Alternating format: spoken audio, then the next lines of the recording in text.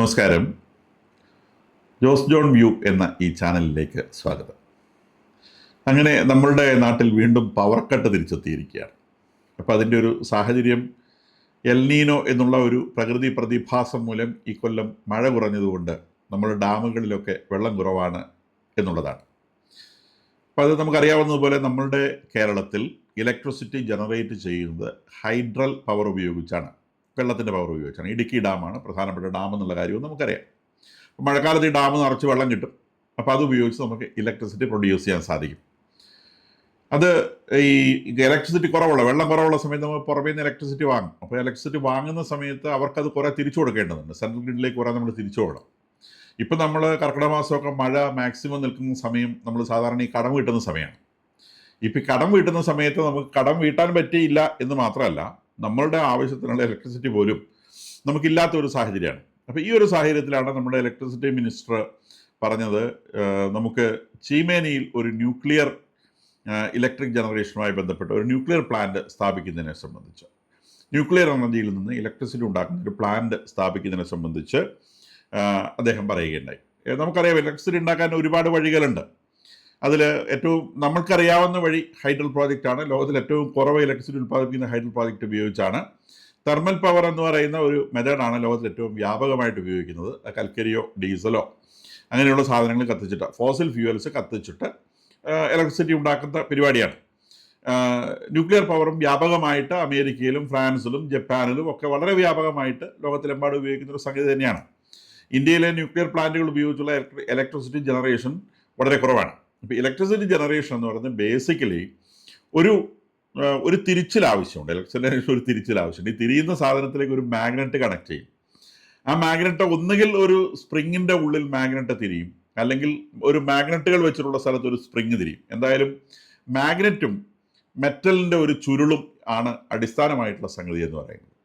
Magnet എന്ന് പറഞ്ഞാൽ കാന്തം നമുക്കറിയാം. ഈ കാന്തത്തിൽ അതിന് നോർത്തും സൗത്തും പോളുകളുണ്ട്. അപ്പോൾ നമുക്ക് കാണാൻ കഴിയാത്ത തരത്തിലുള്ള ഒരു ബന്ധം ഈ നോർത്ത് പോളും സൗത്ത് പോളും തമ്മിൽ ഇങ്ങനെ ഉണ്ട്. അത് അതിൻ്റെ കാന്തത്തിൻ്റെ പുറത്തേക്ക് നിൽക്കുന്ന ഒരു സംഗതി. അതിനെ മാഗ്നറ്റിക് ഫീൽഡ് എന്ന് വിളിക്കും.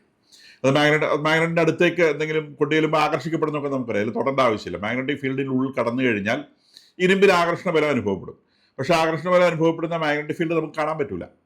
പക്ഷേ ആ മാഗ്നറ്റിക് ഫീൽഡ് അതിനെ വേണമെങ്കിൽ ലൈനായിട്ടൊക്കെ നമുക്ക് ഇമാജിൻ ചെയ്യാം.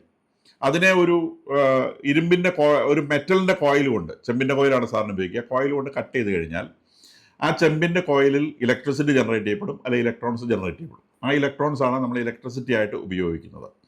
അപ്പോൾ ഒന്നുകിൽ ഈ കോയിൽ ഇങ്ങനെ മാഗ്നറ്റിൻ്റെ ഉള്ളിൽ തിരിഞ്ഞിട്ട് ഇതിൻ്റെ ഈ കാന്ത വലയത്തെ നിരന്തരമായി മുറിച്ചുകൊണ്ടിരിക്കണം, ഇല്ലെങ്കിൽ കോയിലിൻ്റെ ഉള്ളിൽ കാന്തം നിരന്തരമായി തിരിഞ്ഞുകൊണ്ട് കാന്തത്തിൻ്റെ കാന്തിക ഫീൽഡ് എന്ന് പറയുന്ന ആ സാധനം അത് നിരന്തരമായി മുറിഞ്ഞുകൊണ്ടിരിക്കണം. അങ്ങനെയാണ് ഇലക്ട്രിസിറ്റി ഉണ്ടാവുക. എന്തായാലും ഒരു തിരിച്ചിലാണ് ആവശ്യം.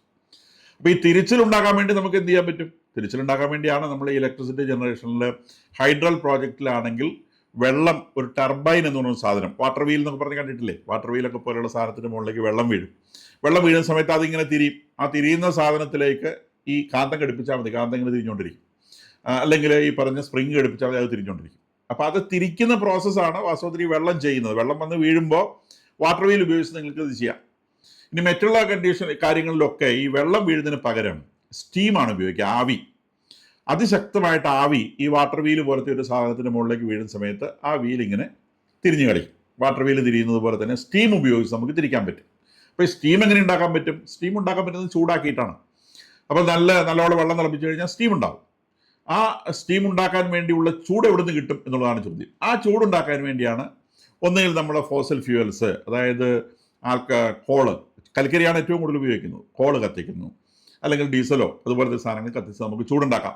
ആ ചൂട് കൊണ്ട് വെള്ളം തിളപ്പിച്ച് സ്റ്റീം ഉണ്ടാക്കി ആ സ്റ്റീം കൊണ്ട് ഈ ടർബൈനെ തിരിച്ച് ഇലക്ട്രിസിറ്റി ഉണ്ടാക്കുക എന്നുള്ളതാണ് സാധാരണ പ്രോസസ്സ്. ഈ ചൂടിന് വേണ്ടി നമ്മൾ ന്യൂക്ലിയർ പവറിനെയാണ് ഉപയോഗിക്കുന്നതെങ്കിൽ അങ്ങനെയുള്ള power station nuclear power station എന്ന് പറയും. അപ്പോൾ ന്യൂക്ലിയർ പവർ സ്റ്റേഷനിൽ ചൂട് ഉൽപ്പാദിപ്പിക്കാൻ വേണ്ടിയാണ് ന്യൂക്ലിയർ പവർ ഉപയോഗിക്കുന്നത് മനസ്സിലാക്കണം. അപ്പോൾ ഇത് നമ്മൾ അടുത്ത കാലത്ത് കൂടംകുളം പ്ലാന്റിനെ കുറിച്ച് കേട്ടുന്ന അതിൻ്റെ എല്ലാ രേഖകളൊക്കെ ചോർന്നുപോയി എന്നൊക്കെ നമ്മൾ പറഞ്ഞു. എന്ത് രേഖയാണ് ചോർന്നിട്ടുണ്ടാവുക? നമ്മൾ ചെർണോബിലിനെ കുറിച്ച് കേട്ടിട്ടുണ്ട്.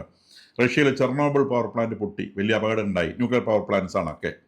അപ്പോൾ ഈ ന്യൂക്ലിയർ പവർ പ്ലാന്റിൽ ചൂടുണ്ടാക്കുന്നത് യുറേനിയം ആറ്റത്തിൻ്റെ ഫിഷൻ വഴിയാണ്. യുറേനിയം ആറ്റം എന്ന് പറയുന്നത് കുറച്ച് വലിയൊരു ആറ്റമാണ്, ഒരു ഗോട്ടി എന്ന് വിചാരിച്ചോളൂ, കുറച്ച് വലിപ്പം കൂടിയ ആറ്റാണ്. അപ്പൊ അതിനകത്തേക്ക് ഒരു ന്യൂട്രോണിനെ കടത്തിവിട്ടാൽ, നമ്മളൊരു ബുള്ളറ്റൊക്കെ കടത്തിവിടുന്നത് പോലെ ഈ യുറേനിയം ആറ്റത്തിനകത്തേക്ക് ഒരു ന്യൂട്രോണിനെ കടത്തിവിട്ടാൽ ആ അകത്ത് കയറി ചെല്ലുന്ന ന്യൂട്രോൺ അവിടെ കച്ചറ ഉണ്ടാക്കിയിട്ട് ആ യുറേനിയം ആറ്റത്തിനെ പൊട്ടിക്കും. നമ്മൾ പാറയൊക്കെ പിളരുന്ന പോലെ അങ്ങ് പടർന്നു പോകുന്നില്ലേ, കഷ്ണമായി പോകും. അപ്പൊ യുറേനിയം ആറ്റം പൊട്ടിയിട്ട് 2 or 3 കുഞ്ഞ് ആറ്റങ്ങൾ ഫോം ചെയ്യും.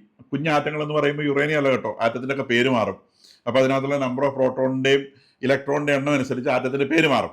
അപ്പൊ ആ പേര് മാറുന്നതിനനുസരിച്ച് നിക്കലോ അങ്ങനെയുള്ള ആറ്റങ്ങളൊക്കെ ആയിട്ട് മാറുകയാണ് ചെയ്യുക. അപ്പം ആ ആറ്റങ്ങളായിട്ട് മാറുമ്പോൾ ഈ യുറേനിയം ആറ്റം പൊട്ടിയിട്ട് 3 വേറെ എലമെന്റ്സ് ഉണ്ടായി എന്ന് വിചാരിക്കുക. ആ 3 എലമെന്റ്സും എടുത്തു വെച്ച് തൂക്കുക, ഈ പൊട്ട യുറേനിയത്തിന്റെ തൂക്കവുമായിട്ടൊന്ന് കമ്പയർ ചെയ്ത് നോക്കുക. ഒരു ചെറിയ തൂക്കം കാണാനില്ലാതെ വരും, ചെറിയ തൂക്കം. അതിന് മാസ് ഡിഫക്റ്റ് ആണ് എന്നാണ് പറയുക. ആ കാണാതാവുന്ന മാസ് അല്ലെങ്കിൽ കാണാതാവുന്ന പിണ്ഡം അത് ഊർജമായിട്ട് മാറും. അത് ഊർജമായിട്ട് മാറുന്നതിന് ഐൻസ്റ്റീൻ ഒരു ഫോർമുലയൊക്കെ ഉണ്ടാക്കിയിട്ടുണ്ട്. അത് E=mc² എന്നുള്ള ഫോർമുലയാണ്. എനർജി സമം മാസ് ഇൻറ്റു c². ഈ c² എന്ന് പറയുന്നത് ലൈറ്റിന്റെ വെലോസിറ്റിയാണ്. അത് ഭയങ്കര അതിഭീകരമായൊരു വാല്യൂ ആണ് അതിന്. അത് 3 ലക്ഷം km/s എന്നൊക്കെയാണ് ആ വാല്യൂ വരുന്നത്. അതിഭീകരമായൊരു വാല്യൂ ആണ്. അതിന്റെ സ്ക്വയറാണ് നമ്മൾ എടുക്കുന്നത്. അപ്പം 3 into that is m into c². അപ്പം m വളരെ ചെറുതാണ്, പക്ഷേ c വളരെ വലുതാണ്. അതുകൊണ്ട് ഉണ്ടാകുന്ന ഊർജം വളരെ വലുതാണ്. അപ്പൊ ന്യൂക്ലിയർ റിയാക്ഷനിൽ ഉണ്ടാകുന്ന ഊർജം വളരെ വലുതാണ്. ഈ ഉണ്ടാകുന്ന ഊർജം പ്രധാനമായിട്ടും ഹീറ്റ് എനർജിയാണ്, ചൂടാണ് പ്രധാനമായിട്ട് ഉണ്ടാകുന്ന ഊർജം. കൂടാതെ ഈ ഒരു യുറേനിയം ന്യൂക്ലിയസ് പൊട്ടുന്ന സമയത്ത് അതിന്റെ ഡോട്ടർ എലമെന്റ്സ്, അതിന്റെ മക്കളായിട്ടുള്ള 2 or 3 എലമെന്റുകൾ ഉണ്ടാവുക മാത്രമല്ല, അതിനകത്ത് നിന്ന് കുറച്ച് ന്യൂട്രോൺസ് ഫ്രീ ആവും. 2 or 3 ന്യൂട്രോൺസും കൂടി പുറത്തേക്ക് ചാടി വരും. നമ്മൾ നേരത്തെ ഉപയോഗിച്ച ബുള്ളറ്റ് ഉണ്ടല്ലോ, അത് 2 or 3 എണ്ണം പുറത്തേക്ക് വരും. ആ 2 or 3 ബുള്ളറ്റുകൾ പുതിയ 3 യുറേനിയം ആറ്റങ്ങളിൽ കിടന്ന് ഇതേ പണി ചെയ്യും. അപ്പൊ ഇതൊരു ചെയിൻ പ്രോസസ്സാണ്. അവിടെ നിന്ന് 3 എണ്ണത്തിനകത്ത് കിടക്കുകയാണെങ്കിൽ അവിടെ നിന്ന് 9 എണ്ണം ഉണ്ടാവും. 9 എണ്ണത്തിൽ കിടക്കുകയാണെങ്കിൽ മുമ്പ് 27 ഉണ്ടാവും. ഇതിങ്ങനെ മൾട്ടിപ്ലൈ ചെയ്ത് പോകും. അപ്പോൾ ഒരു ആറ്റോമിക് ബോംബിലാണെങ്കിൽ, ഒരു ന്യൂക്ലിയർ ബോംബിലാണെങ്കിൽ സംഭവിക്കുന്നത് ഇതൊരു ചെയിൻ റിയാക്ഷൻ ആണ്. വളരെ പെട്ടെന്ന് ലൈറ്റിന്റെ വേഗതയിൽ തന്നെ റിയാക്ഷൻ സംഭവിക്കുകയും അങ്ങനെ ബോംബ് എക്സ്പ്ലോഡ് ചെയ്ത് അതിഭീകരമായ ചൂടുണ്ടായി, മണ്ണിനെ പോലെ ഉരുക്കാൻ പറ്റുന്ന ചൂടുണ്ടായി. ഈ പുക പോലെ ആകാശത്തിലേക്ക്, ബോംബ് ഇട്ട് കഴിഞ്ഞാൽ പുക പോലെ ആകാശത്തിലേക്കൊക്കെ ഉയരുന്നത് ഉരുകിയ മണ്ണ് ആവിയായിട്ട് മേലോട്ട് പൊങ്ങുന്നതാണ്. അത്രയും വലിയ ചൂടുണ്ടാവും. അപ്പോൾ ഈ യുറേനിയത്തിന്റെ ഈ സ്പ്ലിറ്റിംഗ് അല്ലെങ്കിൽ ആറ്റം മുറിയുന്നത്, ന്യൂട്രോൺ ഉപയോഗിച്ച് മുറിക്കുന്നത് വളരെ ശ്രദ്ധയോടെ ചെയ്യണം. ആ റിയാക്ഷൻ ഒരിക്കലും നമ്മളുടെ പിടിവിട്ട് പോകരുത്. ഒരു കൺട്രോൾഡ് റിയാക്ഷൻ എന്ന് പറയും. അപ്പോൾ ഒരു ന്യൂക്ലിയർ പവർ പ്ലാന്റിൽ എപ്പോഴും കൺട്രോൾഡ് റിയാക്ഷൻ ആണ് ചെയ്യുക. അപ്പോൾ നമ്മൾ അതിന് സാധാരണഗതിയിൽ ചെയ്യുന്നത്, സിമ്പിളായിട്ട് പറയുകയാണെങ്കിൽ, യുറേനിയം റോഡുകൾ ഇങ്ങനെ വെച്ചിട്ടുണ്ടെങ്കിൽ ഇത് യുറേനിയത്തിന് റോഡുകൾ വെച്ചിട്ടുണ്ടെന്ന് വിചാരിക്കുക.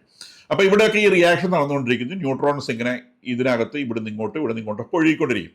അപ്പൊ ന്യൂട്രോൺസിന്റെ ഒഴുക്കിനെ ഇടയ്ക്കിടയ്ക്ക് ഒന്ന് നിയന്ത്രിക്കണം, എന്നാലേ ഈ റിയാക്ഷൻ കൺട്രോൾ ആവുള്ളൂ. അതിന് ലെഡ് പോലത്തെ മെറ്റൽ ഉപയോഗിച്ച് ഇതിന്റെ ഇടയിലേക്ക് കയറ്റി വയ്ക്കും. അതിനെ കൺട്രോൾ റോഡ്സ് എന്ന് പറയും. ഏതാണ്ട് ഇതേ ഷേപ്പ് തന്നെ. അപ്പൊ ഇത് രണ്ടും ഇങ്ങനെ ഒരെണ്ണത്തിന്റെ ഇടയിലേക്ക് മറ്റത് പോയി കയറും. അപ്പൊ ലെഡ് യുറേനിയത്തിന്റെ ഇടയിൽ കയറുന്ന സമയത്ത് ഈ എക്സസ് ആയിട്ട് വരുന്ന ന്യൂട്രോണുകളെ അത് അബ്സോർബ് ചെയ്ത് കളയും. അങ്ങനെ റിയാക്ഷനെ എപ്പോഴും ഒരു കൺട്രോൾഡ് സ്റ്റേറ്റ് നിർത്തും. അപ്പൊ ചെയിൻ റിയാക്ഷൻ നിയന്ത്രണം വിട്ടുപോകാതെ സൂക്ഷിക്കുന്നത് കൺട്രോൾ റോഡ്സ് ആണ്. അപ്പൊ ഈ കൺട്രോൾ റോഡ്സിന് എന്തെങ്കിലും പ്രശ്നം ഉണ്ടായിക്കഴിഞ്ഞാൽ വലിയ അപകടമുണ്ടാവും. ആ കൺട്രോൾ റോഡ് വളരെ കൃത്യമായിട്ട് ഒരു പർട്ടിക്കുലർ ലെവലിനപ്പുറത്തേക്ക് ചൂട് പോകുന്ന സമയത്ത് ഉടനെ കൺട്രോൾ റോഡ് ഇൻസേർട്ട് ചെയ്ത് ആ ചൂടിനെ അവിടെ നിയന്ത്രിക്കുകയാണ് ചെയ്യുക. അപ്പൊ അത് കൺട്രോൾ റോഡുകളുടെ പ്രവർത്തനങ്ങൾ ഈ റിയാക്ഷനെ നിയന്ത്രിച്ച് നിർത്തുന്ന ഏറ്റവും പ്രധാനപ്പെട്ട കാര്യമാണ് എന്ന് മനസ്സിലാക്കുക. ഇനി കൂടംകുളത്ത് നിന്ന് വേറൊരു സാധനമുണ്ട്, കൂളൻ എന്ന് പറഞ്ഞൊരു സാധനമുണ്ട്. അത് ഈ കോർ റിയാക്ടറിനകത്താണ് യുറേനിയവും കൺട്രോൾ റോഡും ഇങ്ങനത്തെ കാര്യങ്ങളൊക്കെ ഉള്ളത്. അതിന് റിയാക്ടർ കോർ എന്നാണ് പറയുക. അപ്പൊ റിയാക്ടർ കോറിന്റെ ഉള്ളിലൂടെയും പുറത്തൂടെ ഒക്കെ ഈ ഒരു കൂളന്റ് എന്ന് പറയുന്ന സാധനം ഇങ്ങനെ കയറി ഇറങ്ങി നടക്കും. ഈ ചൂടിനെ ഇങ്ങനെ അബ്സോർബ് ചെയ്ത് മാറ്റാൻ വേണ്ടി, ജനറേറ്റ് ചെയ്യുന്ന ചൂടിനെ അബ്സോർബ് ചെയ്ത് മാറ്റാൻ വേണ്ടി. ഒന്നുകിൽ അത് വളരെ ഹൈ പ്രഷറിലുള്ള വെള്ളമായിരിക്കാം, ഇല്ലെങ്കിൽ ഹൈ പ്രഷറിലുള്ള ഡ്യൂട്ടിറേറ്റഡ് വാട്ടർ ഹെവി വാട്ടർ എന്ന് പറയും. അതിനകത്ത് ഹെവി D2O എന്ന് പറയുന്ന സംഗതിയാണ്. ഇല്ലെങ്കിൽ കൂളൻ്റായിട്ട് ലിക്വിഡ് മെറ്റൽസ് ഉപയോഗിക്കും. ലിത്തിയമോ സോഡിയമോ ലിക്വിഡ് മെറ്റൽസ്, കൂടുതലായിട്ടും ലിക്വിഡ് മെറ്റൽസ് ആണ് ഉപയോഗിക്കുക. അതിന് എക്സസ് ന്യൂട്രോൺസിനെ അബ്സോർബ് ചെയ്യാനുള്ള കഴിവുണ്ട് എന്നൊരു അഡീഷണൽ ക്വാളിഫിക്കേഷൻ കൂടിയുണ്ട്. അതുകൊണ്ട് ലിക്വിഡ് മെറ്റൽസ് ഉപയോഗിക്കാറുണ്ട്. ഇല്ലെങ്കിൽ ലിക്വിഫൈഡ് ഹീലിയമോ കാർബൺ ഡൈ ഓക്സൈഡോ ഉപയോഗിക്കാറുണ്ട്. അപ്പോൾ ഈ സാധനങ്ങളൊക്കെ ഹൈ പ്രഷറിലാണ് ഇതിനകത്തോട് കയറുന്നു. ഈ ന്യൂക്ലിയസിന്റെ ഫിഷൻ വഴി ഉണ്ടാവുന്ന ഹീറ്റിനെ ഇത് അബ്സോർബ് ചെയ്യുന്നു. അബ്സോർബ് ചെയ്ത് ഇത് പുറത്തുള്ള ചില ട്യൂബുകളിലൂടെ ഇങ്ങനെ പാസ് ചെയ്യും. ആ ട്യൂബുകളെ മുട്ടിച്ചേർന്ന് വെള്ളമുണ്ടാവും, സാധാരണ വെള്ളം ഉണ്ടാവും. ആ വെള്ളം ഈ ചൂട് അബ്സോർബ് ചെയ്ത് ഹൈ പ്രഷർ സ്റ്റീമായിട്ട് മാറും, ആവിയായിട്ട് മാറി അത് പുറത്തേക്ക് ചെറിയ നോസിലൂടെ പുറത്തേക്ക് കൊണ്ടുവന്ന് ചീറ്റിച്ച് ഈ ടർബൈൻസിനെ തിരിക്കുന്ന പരിപാടിയാണ് ചെയ്യുക. തിരിഞ്ഞു കഴിഞ്ഞാൽ ഉടനെ തന്നെ ഇലക്ട്രിസിറ്റി ജനറേറ്റ് ചെയ്യപ്പെടും. അപ്പോൾ ഈ കോർ റിയാക്ടറിനകത്ത് ഈ കൂളന്റ് എന്ന് പറയുന്ന സാധനം എപ്പോഴും ഈ റേഡിയോ ആക്റ്റീവ് റീജിയണുമായിട്ട് എപ്പോഴും കോണ്ടാക്റ്റിലാണ്. അതുകൊണ്ട് തന്നെ അത് ഹെവി വാട്ടർ ആണെങ്കിലും ശരി, നോർമൽ വാട്ടർ ആണെങ്കിലും ശരി, സോഡിയം ആണെങ്കിലും ശരി, ലിത്തിയം ആണെങ്കിലും ശരി, ഹീലിയം ആണെങ്കിലും ശരി, ലിക്വിഡ് കാർബൺ ഡൈ ഓക്സൈഡ് ആണെങ്കിലും ശരി, അതൊക്കെ റേഡിയോ ആക്റ്റീവ് ആവും. അപ്പോൾ ഈ റേഡിയോ ആക്റ്റീവിന്റെ ഒരു പ്രശ്നം, റേഡിയോ ആക്റ്റീവ് ആയിട്ടുള്ള സബ്സ്റ്റൻസുമായിട്ട് കോണ്ടാക്റ്റിൽ വരുന്ന എല്ലാം റേഡിയോ ആക്റ്റീവ് ആവും. ഇതൊന്നും പുറത്തേക്ക് പോകാൻ പറ്റില്ല, ഇതിനെല്ലാം അതിൻ്റെ ഉള്ളിൽ തന്നെ സൂക്ഷിക്കേണ്ടതുണ്ട്. ഈവൻ നമ്മൾ നേരത്തെ പറഞ്ഞ ആവിയാകാൻ വേണ്ടി ഉപയോഗിക്കുന്ന വെള്ളം പോലും റേഡിയോ ആക്റ്റീവ് ആവാനുള്ള ഒരു വിദൂര സാധ്യതയുണ്ട്. അതുകൊണ്ട് ആ വെള്ളത്തിന് പോലും പുറത്തേക്ക് വിടാൻ പറ്റില്ല, അതൊക്കെ ഇതിനകത്ത് തന്നെ സൂക്ഷിക്കണം. റേഡിയോ ആക്ടിവിറ്റിയുടെ ഒരു പ്രശ്നം അതാണ്, അതിനോട് മുട്ടി നിൽക്കുന്ന എല്ലാത്തിനും ഇത് റേഡിയോ ആക്റ്റീവ് ആക്കി മാറ്റും. റേഡിയോ ആക്റ്റീവ് അങ്ങനത്തെ റേഡിയേഷൻസ് ഏറ്റ് കഴിഞ്ഞാൽ മനുഷ്യർക്ക് അസുഖങ്ങളുണ്ടാവും, ക്യാൻസർ പോലത്തെ അസുഖങ്ങളുണ്ടാവും. അപ്പം അതുകൊണ്ട് അതിനെല്ലാം അതിനകത്ത് സൂക്ഷിക്കേണ്ടതുണ്ട്. അപ്പം ഇങ്ങനെ പവർ ജനറേഷന് വേണ്ടി ഇങ്ങനെ നമ്മൾ ചൂടുണ്ടാക്കി ടർബൈൻസ് തിരിച്ച് നമ്മൾ പവർ ജനറേഷൻ നടത്തുന്നു. ഇനി ഈ കൂടംകുളത്ത് നിന്ന് നഷ്ടപ്പെട്ടു എന്ന് പറയുന്ന രേഖകൾ, കൂടംകുളം സ്റ്റേഷന്റെ അതിന്റെ ഡോക്യുമെന്റ്സ് നഷ്ടപ്പെട്ടു എന്നുള്ളൊരു വാർത്ത ഈ കഴിഞ്ഞ ദിവസം ഈ മന്ത്രി ഇക്കാര്യം ഈ ചീമേനിയിലെ പവർ പ്ലാന്റ് വേണമെന്ന് പറയുന്നതിന് തൊട്ട് മുമ്പത്തെ ദിവസമാണ് വസുധര ആ വാർത്ത വന്നത്. അപ്പൊ ഇങ്ങനെ പവർ പ്ലാന്റിന്റെ രേഖകൾ ചോർന്നു കഴിഞ്ഞാലുള്ള പ്രശ്നം എന്താണ്? അതായത് ഈ ഇതിന്റെ ഡിസൈൻ കംപ്ലീറ്റ് അവർ ചോർത്തിയെടുത്തു എന്നാണ് പറയുന്നത്. അപ്പോൾ ഗവൺമെന്റ് പറഞ്ഞിട്ടുണ്ട് ആവശ്യമുള്ള രേഖകളൊന്നും ചോർന്നു പോയിട്ടില്ല, ചോർന്നു പോയിട്ടുണ്ടാവില്ല എന്ന് തന്നെ നമുക്ക് വിചാരിക്കാം. ചോർന്നു പോയിട്ടുണ്ടെങ്കിൽ ഈ കൺട്രോൾ റോഡ്സിന്റെ നിയന്ത്രണമോ ഇല്ലെങ്കിൽ ഈ വാട്ടർ കൂളന്റിന്റെ ഇതിനകത്ത് ഉപയോഗിക്കുന്ന കൂളന്റിന്റെ നിയന്ത്രണമോ അകലെ ഇരുന്നുകൊണ്ട് ഒരാൾക്ക് പിടിച്ചെടുക്കാൻ സാധിച്ചാൽ, കാരണം അതിൻ്റെയൊക്കെ കോഡുകൾ ഇവർക്ക് കൈപ്പെടുത്താൻ കഴിഞ്ഞു കഴിഞ്ഞാൽ ഇതൊരു ബോംബായിട്ട് മാറും. എക്സ്പ്ലോഷൻ ഈ പറയുന്ന കൺട്രോൾ റോഡ്സ് വന്നില്ലെങ്കിൽ റിയാക്ഷൻ അനിയന്ത്രിതമായി പോകും. ഇനി കൂളന്റ് മര്യാദയ്ക്ക് വർക്ക് ചെയ്തില്ലെങ്കിൽ ഈ യുറേനിയത്തിന്റെ റോഡുകളാണ് മിക്ക അത് മെൽട്ടാവും. മെൽട്ടായി കഴിഞ്ഞാൽ പിന്നെ കൺട്രോൾ റോഡൊന്നും വർക്ക് ചെയ്യില്ല. ഇപ്പൊ ഇവിടെ ചെർണോബിലിൽ സംഭവിച്ചതാണ്. ചെർണോബിലിൽ സംഭവിച്ചത് അതിന്റെ കൂളന്റ് ആയിട്ട് ഉപയോഗിക്കുന്ന സാധനം മര്യാദയ്ക്ക് വർക്ക് ചെയ്യുന്നില്ല. അങ്ങനെ വർക്ക് ചെയ്യാതിരിക്കുന്നത് എന്താണെന്ന് അന്വേഷിച്ച് പോകുന്നതിനിടയിലൂടെയാണ് പെട്ടെന്ന് റിയാക്ഷൻ കൈവിട്ടു പോവുകയും യുറേനിയം മെൽറ്റ് ചെയ്യുകയും അങ്ങനെ റിയാക്ഷൻ ഒരു ബോംബ് പോലെ ചെയിൻ റിയാക്ഷൻ സംഭവിക്കുകയും അതിനെ കവർ ചെയ്യുന്നത് സാധാരണഗതിയിൽ ഈ ന്യൂക്ലിയർ പ്ലാന്റിനെ കവർ ചെയ്യുന്നത് ഏകദേശം 40 മീറ്റർ തിക്നെസ് ഉള്ള കോൺക്രീറ്റ് വാൾ ഉപയോഗിച്ചാണ്. 40 മീറ്റർ തിക്നെസ് ആണ്. അപ്പോൾ ഈ 40 മീറ്റർ തിക്നെസ് ഉള്ള കോൺക്രീറ്റ് വാൾ മൊത്തം ഉരുകിയിട്ട് റേഡിയേഷൻ പരന്ന് 100-200 പേര് അപ്പം തന്നെ മരിച്ചു. പിന്നീട് അതിനെ സംബന്ധിച്ച് റേഡിയേഷനുമായി ഉണ്ടായ രോഗത്തിന്റെ പേരിൽ 10,000-കണക്കിന് ആളുകൾ മരിച്ചു എന്നുള്ള കാര്യമൊക്കെ നമുക്കറിയാവുന്നതാണ്. ഞാനിത് ന്യൂക്ലിയർ പവറിനെ കുറിച്ച് പേടി വരുത്താൻ വേണ്ടി പറയുന്നതല്ല, ഒരുപക്ഷെ ഏറ്റവും സേഫസ്റ്റ് ആയിട്ടുള്ള പവർ ജനറേഷനിൽ പെടുന്നതാണ് ന്യൂക്ലിയർ എനർജി എന്ന് ഓർക്കണം. കാരണം ഇടുക്കി ഡാം പൊട്ടിയാൽ ഇത് തന്നെയാണ് സംഭവിക്കുക. അതുപോലെ തന്നെയുള്ളൊരു പ്രോസസ്സാണ് ഈ പറയുന്ന കാര്യം. അപ്പം ഇതുവരെ ലോകത്തിൽ 2 ന്യൂക്ലിയർ ഇങ്ങനത്തെ ട്രാജഡികളെ ഉണ്ടായിട്ടുള്ളൂ. ഒന്ന് ചെർണോബിലും ഒന്ന് ജപ്പാനിലുമാണ്. ജപ്പാനിൽ കാര്യമായ പ്രശ്നങ്ങൾ ഉണ്ടാകാതെ അവർക്ക് അത് തീർക്കാൻ സാധിച്ചു. അപ്പൊ നമ്മൾ ഈ ചീമേനിയിൽ നമ്മളൊരു പവർ പ്ലാന്റ് ഉണ്ടാക്കുകയാണ് എന്ന് വിചാരിക്കും. അപ്പൊ അതിന് വളരെ സ്പെസിഫിക് ആയിട്ടുള്ള ക്രൈറ്റീരിയൻസ് ഉണ്ട്. നേരത്തെ ഭൂതത്താൻകെട്ടിലും ഇതുപോലെ ഒരു പ്രപ്പോസൽ വന്നിട്ടുണ്ടായിരുന്നു. അപ്പൊ അതിന്റെ ക്രൈറ്റീരിയ എന്ന് പറയുന്നത് ഒരു ന്യൂക്ലിയർ പവർ പ്ലാന്റ് ചെയ്യുമ്പോൾ അതിന്റെ റിയാക്ടർ ഇരിക്കുന്ന അതിനെ കോർ സോൺ എന്ന് വിളിക്കും. അപ്പം ആ കോർ സോണിൽ നിന്നും ഒരു 1.5 കിലോമീറ്റർ അകലെ മാത്രമേ മനുഷ്യവാസം പറ്റുള്ളൂ. അതിനകത്തേക്ക് മനുഷ്യവാസം ഒരു തരത്തിലും അനുവദിക്കുകയില്ല. എവിടെയാണോ റിയാക്ടർ ഇരിക്കുന്നത് അവിടുന്ന് ടേപ്പ് പിടിച്ച 1.5 കിലോമീറ്റർ സർക്കിൾ വരച്ചാൽ അതിൻ്റെ ഉള്ളിൽ വീടുകളോ മനുഷ്യവാസമോ ഒരു തരത്തിലും സമ്മതിക്കില്ല.